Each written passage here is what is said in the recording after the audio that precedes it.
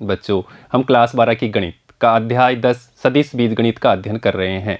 पिछले सेशन में हमने प्रश्नावली 10.2 के प्रश्न संख्या 15 तक के प्रश्नों को हल करना सीख लिया है। बच्चों, आज इस सेशन में हम प्रश्नावली 10.2 के प्रश्न संख्या 16 से लेकर के प्रश्न संख्या 19 तक के प्रश्नों को हल करना सीखते हैं। तो आइए देखते हैं क्वेश्चन नंबर 16। देखिए बच्चों, और क्वेश्चन नंबर 16 को हम हल करते हैं। हमें दे रखा है दो बिंदु है हमारे पास, एक बिंदु है P और एक बिंदु है Q, और उनको मिलाने वाला एक सदिश है। उसके मध्य बिंदु के हमें निर्देशांक पूछा है, उसका सदिश पूछा है, स्थिति सदिश पूछा है। देखिए बच्चों, तो इसके करने से पहले हम पढ़ चुके हैं एक अंतः विभाजन।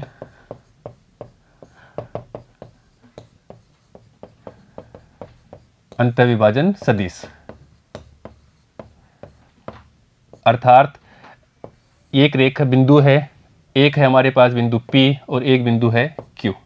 ये P Q ये बिंदु है O मूल बिंदु। इस मूल बिंदु से एक रेखा खींचते हैं, वो रेखा यहाँ बिंदु R पर मिलती है PQ रेखा को, और उसको m/n में विभाजित करती है। और बच्चों, ये सदिश बनेगा, ये होता है A सदिश, और ये इसको मिलाते हैं और ये सदिश बनता है अपने पास B सदिश। तो हमें ये R सदिश निकालना है, ये होता है अपना अंतः विभाजन सदिश। और ये हम जानते हैं vector R equal to M B vector plus N A vector plus N A vector upon m plus n। ये हम पढ़ चुके हैं। अब बच्चों, यदि m और n बराबर हो, यदि m बराबर n हो, अर्थात ये बराबर भागों में इसको विभाजित करता है, तो मध्य बिंदु हो जाएगा। अगर ये m बराबर n हो तो क्या होगा, ये मध्य बिंदु होगा। और हमें मध्य बिंदु तो पूछा है, तो m बराबर n कर देते हैं। इसलिए r vector equal to M B vector plus M A vector upon m plus m। देखिएगा बच्चों, r vector equal to m common लिया तो b vector plus a vector upon m यहाँ से भी ले लिया, तो ये 1 + 1, इसको लिख देते हैं अपन 2। ठीक है बच्चों, देखिएगा अभी। इसलिए r वेक्टर इक्वल टू, इसको अपन लिख सकते हैं a vector plus b vector upon 2। तो ये बच्चों, यदि m बराबर n हो, अर्थात मध्य बिंदु का स्थिति सदिश हमें मिल जाएगा।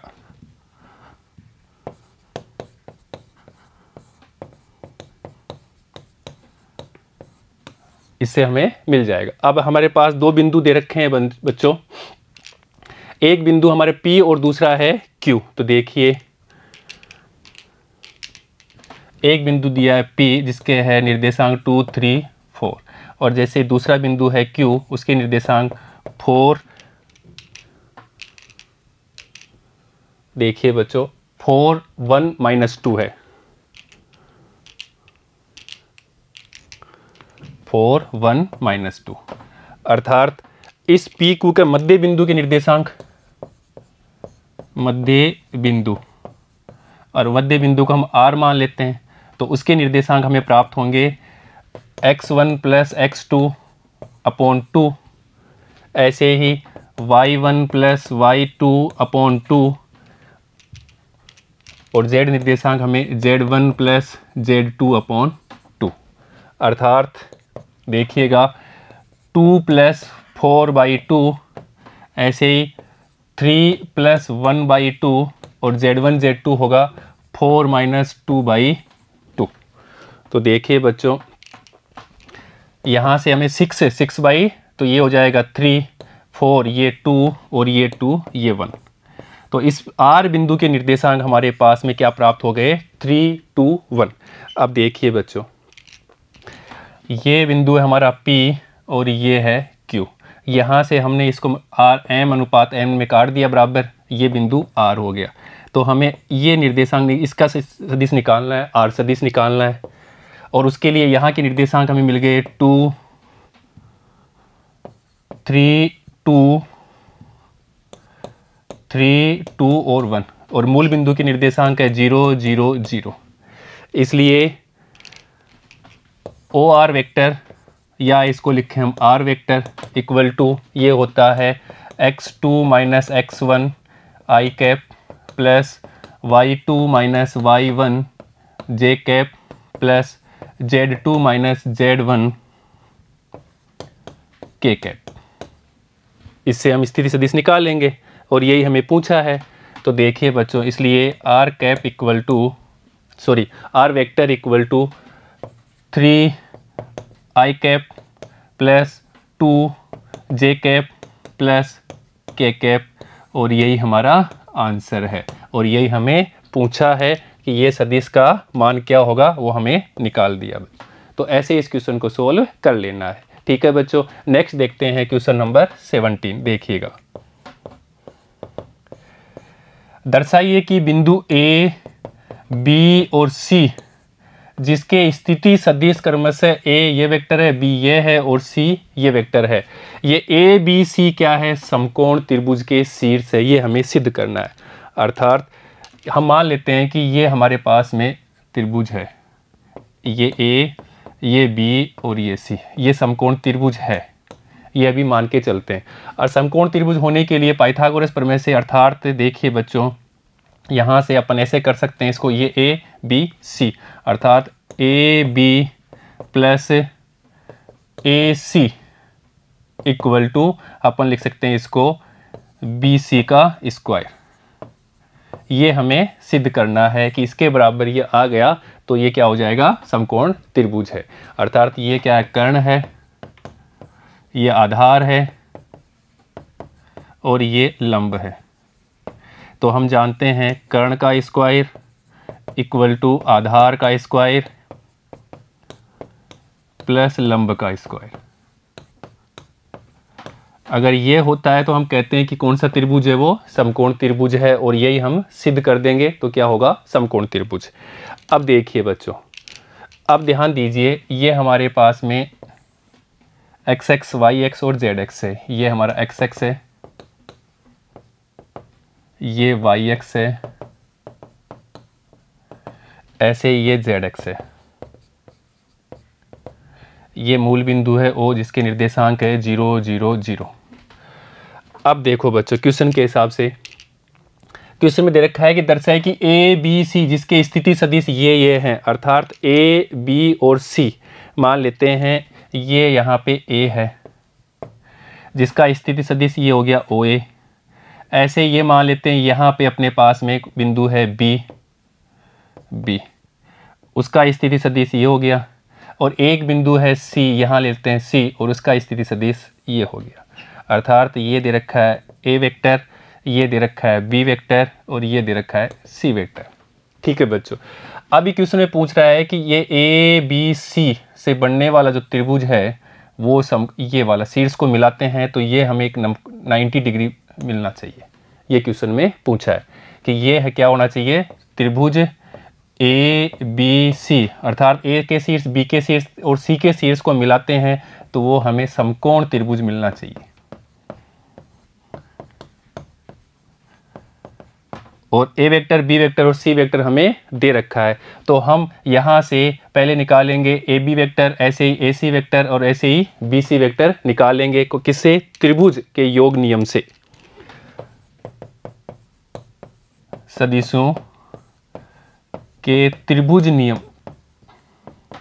त्रिभुज नियम से ये हम पढ़ चुके हैं।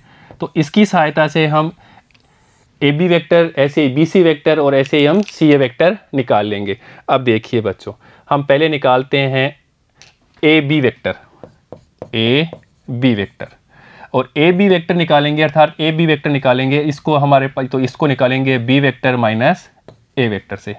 ऐसे ही हमें बी सी वेक्टर निकालना है तो बी सी वेक्टर होगा सी वेक्टर माइनस बी वेक्टर। और देखिए बच्चों, और तीसरा हमें निकालना है ए सी वेक्टर या सी ए वेक्टर, लिख लेते हैं इसको C A vector equal to A vector minus C vector.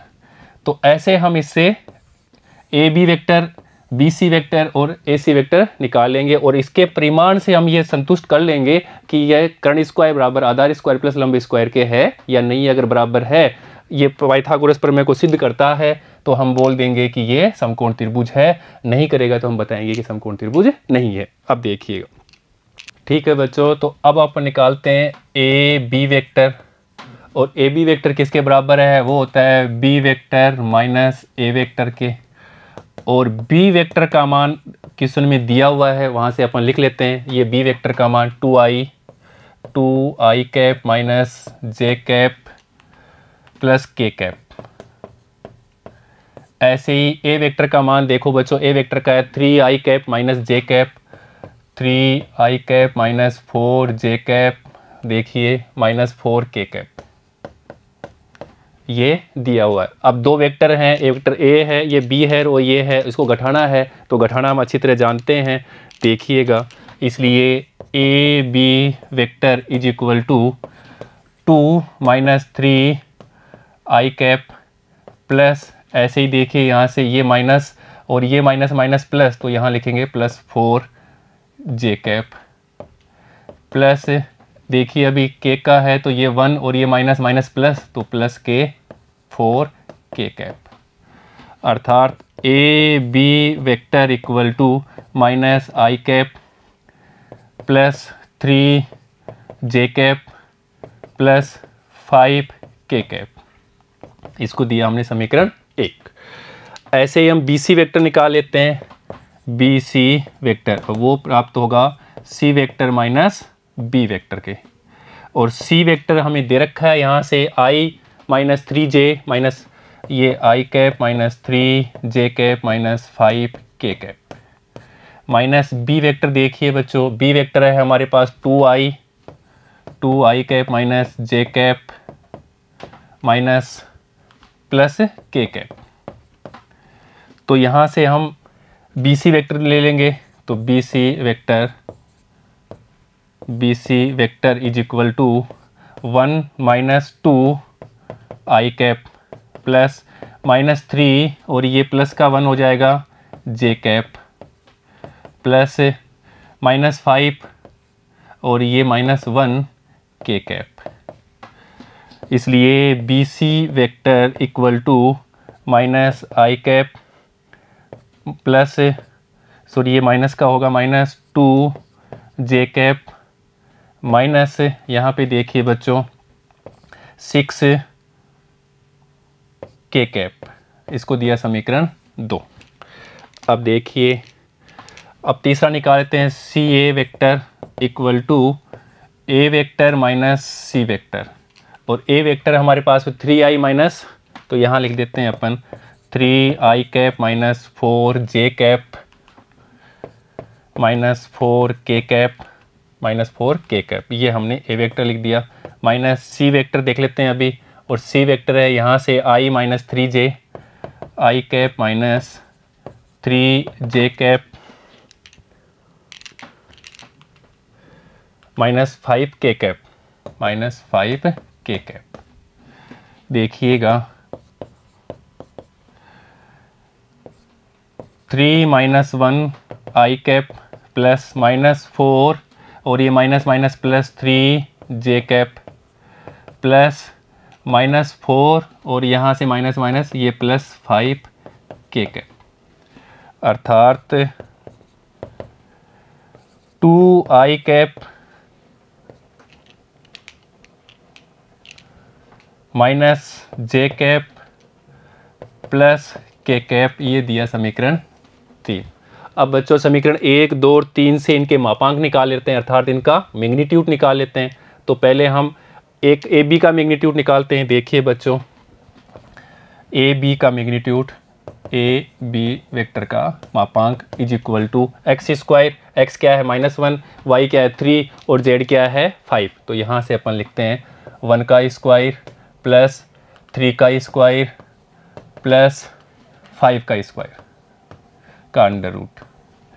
तो ए बी वेक्टर का मापांक इक्वल टू 1 प्लस 9 प्लस 25। तो देखिएगा बच्चों, ये हमारे पास में अंडर रूट 35 प्राप्त हो गया। ऐसे ही हम बी सी वेक्टर निकालते हैं, और बी सी वेक्टर देखिए बच्चों, बी सी वेक्टर है हमारे पास में समीकरण 2 से, समीकरण 2 से। तो x क्या है -1, y क्या है -2 और z क्या है 6। तो इसका स्क्वायर करके यहाँ से लिखाते हैं, अर्थात -1 का स्क्वायर करेंगे तो 1 का स्क्वायर हो जाएगा, ये 1 ही रहेगा, प्लस यहाँ पे देखिए बच्चों -2 का करेंगे तो 4, प्लस यहाँ पे 6 का करेंगे तो 36, अर्थात ये हमारे पास में 41 प्राप्त हो गया, √41। ऐसे ही हम सी ए वेक्टर निकालेंगे, उसका मापांक लेते हैं, वो समीकरण 3 से ले लेंगे यहाँ से बच्चों, अर्थात देखिएगा 2 का स्क्वायर प्लस -1 का स्क्वायर प्लस 1 का स्क्वायर का √ अर्थात 4 + 1 + 1, जिसको अपन लिखेंगे √6। ये हो गया सी ए वेक्टर का मापांक। अब देखो बच्चों, यहाँ से देखिए इसका मापांक और ये मापांक, तो हम इसको लिख सकते हैं, देखिए यहाँ से बी सी वेक्टर का square equal to A B vector का square plus C A vector का स्क्वायर, अर्थात बी सी वेक्टर है हमारे पास में, देखिए बी सी वेक्टर है यहाँ पे 41, तो यहाँ लिखेंगे √41 का square equal to A B vector है देखिए √35, तो यहाँ लिखेंगे अपन √35 का स्क्वायर और प्लस √6 का स्क्वायर, अर्थात 41 इक्वल टू 35 + 6, तो यूँ कह सकते हैं 41 इक्वल टू 41, अर्थात हम यहाँ से सिद्ध हो गया कि कर्ण स्क्वायर इक्वल टू आधार का स्क्वायर प्लस लंब का स्क्वायर। ये बात सिद्ध हो गई। किस लिए सिद्ध हो गई कि यहाँ से बी सी वेक्टर का square equal to A B vector का square plus C A vector का स्क्वायर, अर्थात ये है ए बी सी शीर्ष से एक समकोण त्रिभुज प्राप्त होता है, समकोण त्रिभुज बनता है।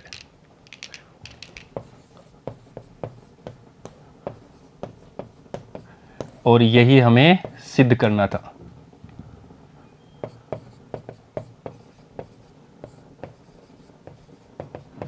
कि ये से शीर्ष से क्या होना चाहिए, एक समकोण त्रिभुज होना चाहिए, तो वो हमने सिद्ध कर दिया कि ये क्या है, आधार का स्क्वायर, वो हमने कर लिया। यहाँ पे देखो B C square, B C vector का स्क्वायर, ए बी वेक्टर का square plus C A vector का स्क्वायर, ये क्या हो गया, आधार कर्ण का स्क्वायर और आधार स्क्वायर प्लस लंब का स्क्वायर, अर्थात हम कह सकते हैं कि ये ए बी सी से बनने वाला, शीर्ष से बनने वाला त्रिभुज एक क्या है, समकोण त्रिभुज है। ठीक है बच्चों, नेक्स्ट देखते हैं क्वेश्चन नंबर 18। देखिएगा बच्चों, क्वेश्चन नंबर 18 जिसको हम हल करते हैं, और क्वेश्चन नंबर 18 हमें दे रखा है, ऑब्जेक्टिव टाइप क्वेश्चन दे रखा है, कोई एक है इसमें से हमारा आंसर होगा।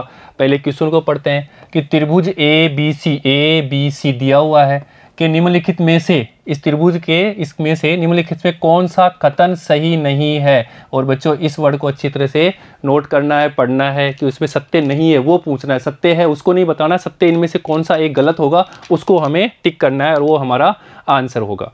अब देखिए बच्चों, और इसके लिए हम जानते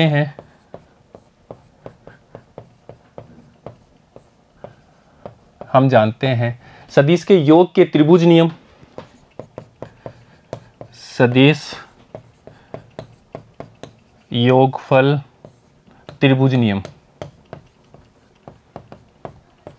और ये हम पढ़ चुके हैं कि मान लेते हैं कि ये वेक्टर ए वेक्टर है और ये बी वेक्टर है और ये सी वेक्टर है, अर्थात A vector plus B vector equal to C vector के होता है, ये हम जानते हैं।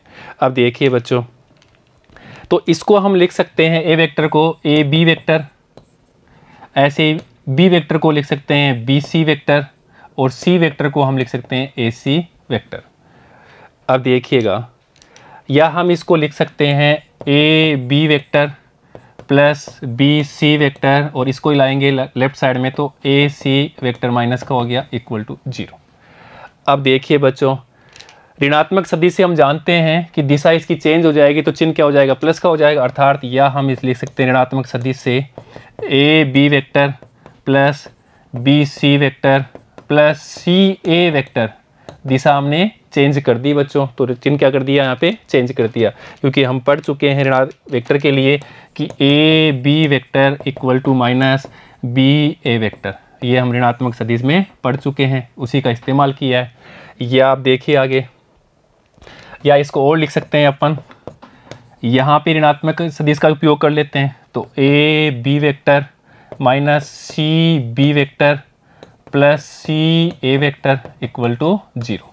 अब हमें देखना है अपने क्वेश्चंस को और उसके ऑप्शंस को देखना है। देखिएगा, A vector B vector A B vector plus B C vector plus C A vector equal to 0। तो यहाँ से देखो बच्चों, ये रहा A B vector vector A B plus vector B C plus vector C A equal to 0। तो ये बात तो सही है, तो ये तो सही है, यहाँ लिख देते हैं ये तो सत्य है, सत्य। अब दूसरा देखते हैं, A B vector plus B C vector minus A C vector equal to 0। तो यहाँ पे भी देखो बच्चों, A B vector plus B C vector minus A C vector equal to 0, ये बात में मिल गई है हमें, इसलिए ये वाला ऑप्शन भी सही है। तो दूसरा लिख देते हैं, ये भी सत्य है। तीसरा देखो बच्चों, A B vector plus B C vector minus C A vector, तो यहाँ इधर लाएंगे तो बच्चों ये तो क्या होना चाहिए था, इधर लाएंगे या तो प्लस का होगा और माइनस का होना, तो यहाँ ये क्या हो जाए, सी ए पहले होगा और सी बाद में होगा, तो ये क्या है, असत्य। ऐसे इसको देखिए आगे, A B vector minus C B vector plus C A vector, तो इसको हमने क्या किया, ऋणात्मक सदिश बनाया, जैसे हमने किया था यहाँ पे देखिए, ये ऋणात्मक सदिश बनाया ये वाला, A B vector minus C B vector plus C A vector equal to 0। अर्थात ये बात भी क्या है, सत्य है। तो हमारा आंसर कौन सा हो गया बच्चों, ये वाला हमारा आंसर हो गया।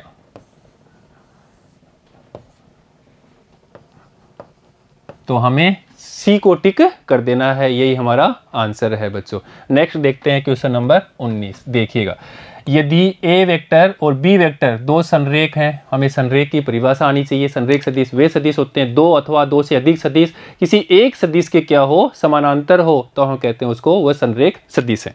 अब देखिएगा, संरेख सदिश है तो निम्नलिखित में से कौन सा कथन सही नहीं है बच्चों, यहाँ पे भी नहीं को पढ़ना है, इसमें से कौन सा गलत है वही बताना है, कौन सा गलत है उसी को टिक करना है हमें, जो सही है उसको टिक नहीं करना है। देखिएगा, अब पढ़ते हैं यहाँ पे क्वेश्चंस को। तो पहले हम बात कर लेते हैं संरेख सदिश की। मान लो अपने पास एक सदिश है ए और एक सदिश है बी, और इसको डायग्राम भी मान लेते हैं कि ये सदिश ए है और ये सदिश हमारे पास में मान लेते हैं बी है। ये ए वेक्टर हो गया और ये बी वेक्टर हो गया। दिशा क्या है, दोनों की सेम है और एक दूसरे के क्या समानांतर है, ए वेक्टर पैरेलल है बी वेक्टर के। अर्थात इसका मैग्नीट्यूड यहाँ से यहाँ मान लेते हैं, ये इसका ए बिंदु है, ये बी है, ऐसे इसका मैग्नीट्यूड यहाँ से यहाँ पे है, तो इसका मैग्नीट्यूड ज़्यादा है वैल्यू लंबाई और इसकी लंबाई कम है। अर्थात इसको बराबर करने के लिए हम क्या करें, ए वेक्टर को किसी अदिश राशि से गुणा कर सकते हैं। अर्थात बी वेक्टर और ए वेक्टर बराबर कब होंगे, हम यहाँ से लेमडा से मल्टीप्लाई कर दें तो ये क्या हो जाएगा, बराबर हो जाएगा। अर्थात इसकी लंबाई बढ़ा देंगे तो ये दोनों क्या हो जाएंगे, बराबर हो जाएंगे। तो B vector equal to lambda A vector, ये क्या हो गया, संरेख हो गया, दोनों समानांतर हो गए। अब देखिए बच्चों, पहली बात तो B vector equal to A vector lambda क्या है, ये बात तो सही है, सत्य है। नेक्स्ट देखिए बच्चों, नेक्स्ट क्या है, A vector equal to plus minus B vector, वो भी यही बात है कि ए, यहाँ पे देखो बच्चों कि B vector equal to lambda A vector, तो यहाँ पे लेमडा क्या है, अदिश राशि है, ऐसे यहाँ लिखेंगे ए वेक्टर बराबर प्लस बी वेक्टर, तो ये +1 हो गया, तो ये क्या है, अदिश राशि है, तो ये भी क्या है, सत्य है। अब यहाँ पे देखो ए वेक्टर और बी वेक्टर के क्रमागत घटक समानुपाती होते हैं। उसको देखिए बच्चों कि ए वेक्टर और बी वेक्टर के घटक समानुपाती। मान लेते हैं कि अपने पास ए वेक्टर है, उसके स्थिति सदिश हैं A1 i cap, B1 j cap plus C1 k cap. ऐसे ही बी वेक्टर है, वो है A2 i cap plus B2 j cap plus C2 k cap. ये दो सदिश है। अब देखिए बच्चों, यहाँ से देखो B vector equal to lambda A vector. तो बी वेक्टर क्या है हमारे पास में? बी वेक्टर है A2 i cap plus B2 j cap plus C2 k cap equal to lambda A vector क्या लिया हमने? A1 i cap plus B1 j cap plus C1 k cap. इसको lambda से मल्टीप्लाई कर देते हैं तो देखिएगा A2 i cap plus B2 j cap plus C2 k cap equal to lambda A1 i cap plus lambda B1 j cap plus lambda C1 k cap. अब इनकी तुलना कर लेते हैं अपन, अर्थात A2 equal to lambda A1, ऐसे ही B2 equal to lambda B1 और C2 equal to lambda C1। तो यहाँ से हमें देखो बच्चों लैम्डा का मान A2 अपॉन A1, ऐसे ही लैम्डा का मान यहाँ से B2 अपॉन B1 और यहाँ से भी लैम्डा का मान C2 अपॉन C1 प्राप्त हो गया। अर्थात हम कह सकते हैं, यहाँ से हम कह सकते हैं कि लैम्डा लेफ्ट साइड बराबर तो राइट साइड भी बराबर होगा। अर्थात A2 upon A1 equal to B2 upon B1 equal to C2 upon C1। अर्थात क्या है उसके? ये समानुपाती है। देखिए बच्चों, और यही बात उसमें बताई गई है कि A और B के क्रमागत घटक समानुपाती है, और यहाँ पे लिखा है नहीं है। अर्थात हमने क्या किया? सिद्ध किया कि ये घटक समानुपाती है, परंतु यहाँ पे किया है नहीं है। अर्थात ये क्या है? असत्य। और ये देखिए बच्चों, दोनों सदिश A और B की दिशा समान है परंतु परिमाण विभिन्न है। तो ये बात अपन कर चुके हैं कि B vector equal to lambda A vector क्या है? यहाँ पे इस वेक्टर की दिशा दोनों की क्या है? समान है, परंतु क्या है? परिमाण उनका अलग अलग है। इसका परिमाण 1 है, इसका परिमाण लैम्डा है, परंतु फिर भी ये क्या है? संरेख है। तो ये बात भी सत्य है। तो इसका आंसर क्या हो गया बच्चों? ये C इसका उत्तर हो गया। तो ऐसे हमें इसको टिक कर देना है। ठीक है बच्चों, नोट करिएगा। तो बच्चों, आज हमने इस सेशन में प्रश्नावली 10.2 के प्रश्न संख्या 16 से लेकर के प्रश्न संख्या 19 तक के प्रश्नों को हल करना सीखा है। ठीक है बच्चों, धन्यवाद।